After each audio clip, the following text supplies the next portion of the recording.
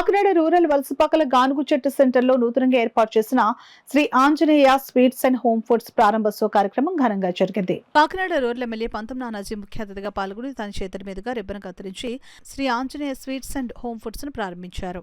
ఈ కార్యక్రమంలో మాజీ శాసనసభ్యులు పిల్లి అనంతలక్ష్మి, సత్యనారాయణమూర్తి, టీడీపీ రాష్ట్ర కార్యదర్శి వాసిరెడ్డి యేసుదాసు, జిల్లా ప్రధాన కార్యదర్శి పింకె శ్రీనివాస్ బాబా, రాష్ట్ర సెట్టిబల్చ కార్పొరేషన్ డైరెక్టర్ చెప్పడి వెంకటేశ్వరరావు, రాష్ట్ర గౌడ కార్పొరేషన్ డైరెక్టర్ మట్టా ప్రకాష్ గౌడ్, రాష్ట్ర మాల కార్పొరేషన్ డైరెక్టర్ కొల్లాబత్తుల అప్పారావు, మాజీ డిప్యూటీ మేయర్ కాలా సత్యబాబు, మాజీ కార్పొరేటర్ పాలకు ఉషారాణి సూర్యప్రకాష్, పలువుల త్రిమూర్తులు, గాయత్రి, కూటమి నాయకులు, కార్యకర్తలు తదితరులు పాల్గొన్నారు.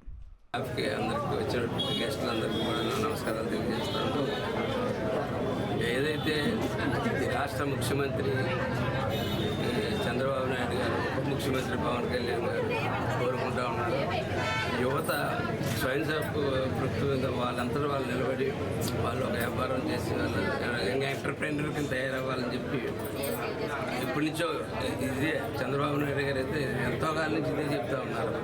అది వేళ రేవతి శ్రీనివాస్ గారు చేసి వాళ్ళు నేర్పించుకున్నారు.